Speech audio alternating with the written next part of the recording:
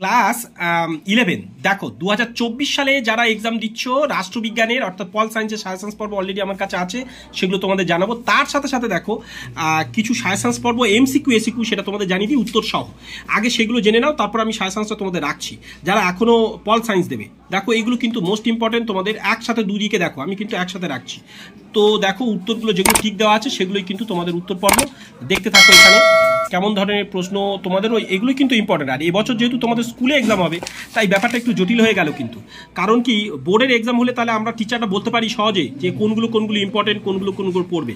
কিন্তু যেহেতু স্কুলে হবে হয়তো স্কুল কিছু কিছু কোশ্চেন্স বাদ দিয়ে পড়াবেন, কিছু কিছু চ্যাপ্টার কমপ্লিট করতে পারেননি, সেই অনুযায়ী তারা ইম্পর্টেন্ট যদিও তারা প্রশ্ন আগে দিয়ে দেবেন, বলবেন যে এগুলো ইম্পর্টেন্ট, সেক্ষেত্রে একটু সহজ। আর যদি না দিয়ে দেন সেক্ষেত্রে একটু কঠিন হয়। তবে তুলনামূলক যে প্রশ্নগুলো আমরা দিচ্ছি সেগুলো কিন্তু অনেক কমন তোমরা পাবে। তো ফলে এইগুলো কিন্তু তোমরা একটু প্র্যাকটিস করতে থাকো। আর নিশ্চয়ই আশা করছি বুঝতে পারছো। যে দেখো এখানে লক্ষ্য করো প্রশ্নগুলো লক্ষ্য করো কেমন ছিল, নাগরিকতা থেকেই দেখো এখানে। আচ্ছা দেখো তারপরের অংশগুলো তো দেখো, তারপরের পর্ব কেমন আছে এইখানে দেখো। সংবিধান থেকে দেখো, দুটো একসাথে কিন্তু দেখছো, আমি তাই সময় বাঁচানোর জন্য কিন্তু এইভাবে করছি যাতে দুটো একসাথে তোমরা দেখো এবং স্ক্রিনশট নিয়ে বা পজ করে থেমে থেমে তোমরা পড়তে পারো। দেখো এবং পরের পেজে যাই আমরা। দেখো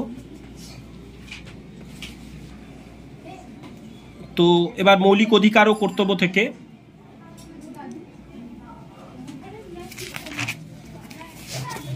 তো দেখো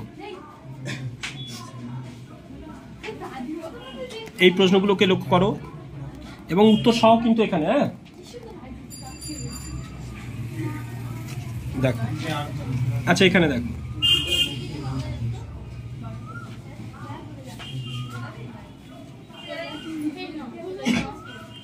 তো এইখানে কিন্তু তোমাদের এই এসএ কিউ কিন্তু এইগুলো দেখো প্রত্যেকটা অধ্যায় থেকে এসএ কিউ দেওয়া আছে, এর উত্তর পর্ব কিন্তু যদিও আছে এখানে, কিন্তু প্রশ্নগুলো যেমন দেখো। আচ্ছা স্ক্রিনশট নিয়ে রাখো, আমি পাস করে দিচ্ছি যাতে এই পুরোটা স্ক্রিনশট নাও তোমরা, নিয়ে এর উত্তরগুলো কিন্তু আমি জানাবো। আগে স্ক্রিনশটটা নাও।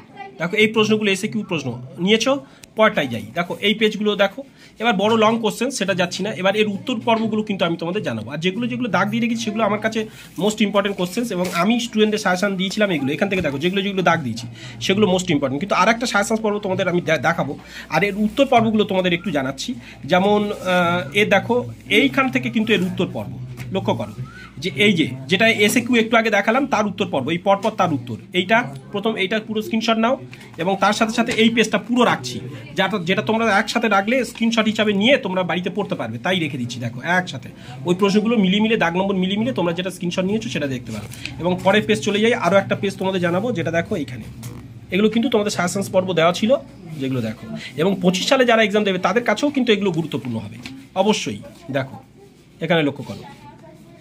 আর যদি তোমরা সালের কোশ্চেন্স দেখতে চাও, সালের কোশ্চেন যদি তোমাদের থাকে তার উত্তর এখানে আছে যদিও, তো সেটা নিয়ে আমি সময় নষ্ট করছি না, কিন্তু সালের কোশ্চেন্স হলে ভালো হতো, সেটা দেখাই নিয়ে যেত। আর আমি সায়েন্সটা এবার দেখিয়ে দিই। দেখো এই ছিল তোমাদের রাষ্ট্রবিজ্ঞানের সায়েন্স, এবং এই সায়েন্স পর্ব যেমন আমাদের রতিন স্যার দিয়েছেন, আর আমি একটু আগে তোমাদের ওই দাগ দেওয়া ছিল যেগুলো বলেছিলাম ওগুলো মোস্ট ইম্পর্টেন্ট।